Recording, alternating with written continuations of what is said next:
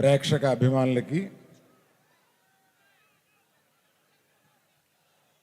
అభిమానులకి మీడియా మిత్రులకి శ్రీకాకుళం ప్రజలందరికీ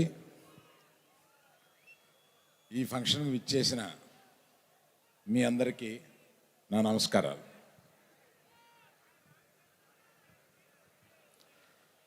శ్రీకాకుళం ప్రాంతంలోంచి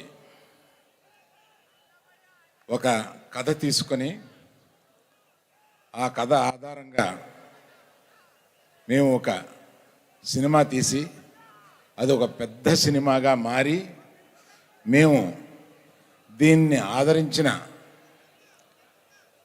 అఖిలాంధ్ర ప్రజలకి నమస్సుమాంజలు ఈ ప్రాంతం నుంచి చెబుదాం. శ్రీకాకుళంలో ప్రారంభమైన మా ఈ సినిమా మీకు ఇక్కడికి వచ్చి కృతజ్ఞతై చెప్పాలని చెప్పి మేము ఇక్కడికి వచ్చాం. మేమందరం మిమ్మల్ని చూసి వెళదామని. మంది ఇక్కడ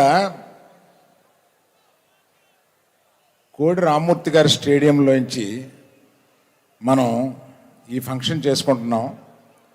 వారి గొప్పతనం మొత్తం ఇండియా అంతా తెలుసు, కానీ వారిని ఇక్కడ తప్పనిసరిగా మనం స్మరించుకోవాల్సిన అవసరం ఉంది. ఎందువల్లంటే ఈ ప్రాంతంలో చాలా సంవత్సరాల క్రితం పుట్టి ప్రపంచ ప్రఖ్యాతిగాంచిన ఆయన ఎన్నో కొత్త కొత్త విషయాలు, ఎన్నో ఛాలెంజ్లు చేసి ఆయన ఈ జిల్లాకి పేరు ప్రతిష్టను తీసుకొచ్చారు. నాకు ఆయన చరిత్ర చదివినప్పుడు ఇది ఒక వెబ్ సిరీస్గా తీయాలని చెప్పి కొంత స్టడీ చేశామండి. నాకు ఆశ్చర్యపోయిన విషయాలు ఏంటంటే, అంత బాడీ బిల్డింగు, అంత అంటే 2 కార్లను 2 చేతులతో ఆపి పబ్లిక్లో నిరూపించుకున్న ఆయన, అంత శక్తివంతుడు ఆయన కేవలం శాకాహారి. అది ఒక పెద్ద మెసేజ్ అన్నమాట. అంటే శాకాహారం తింటూ కూడా అంతటి శక్తిని చూపించగలమని ఆయన నిరూపించారు. అటువంటి ఆయన కథని ఏనాటికైనా ఒక సినిమాగా కానీ వెబ్ సిరీస్గా కానీ చేయాలని తలుస్తున్నాం.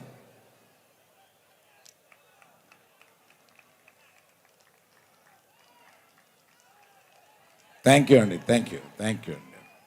తర్వాత ఈ సినిమాలో అత్యద్భుతంగా నటించిన నాగ చైతన్య గారికి,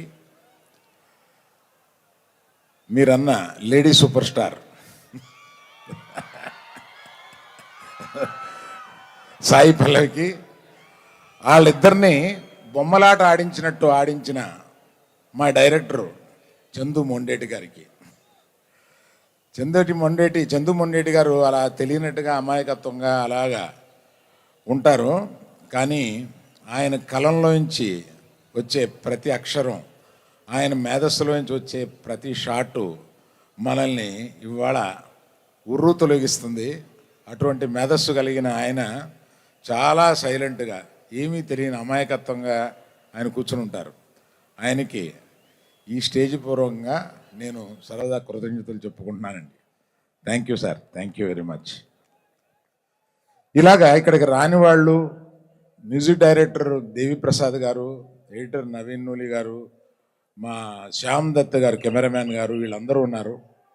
వాళ్ళందరికీ కృతజ్ఞతలు చెప్తాను. నేను ఎక్కువసేపు మాట్లాడడం కన్నా మీకు ఇష్టమైన నాగ చైతన్య గారిని, సాయి పల్లవి గారిని ఇక్కడ పిలిచి మాట్లాడమంటే బాగుంటుందని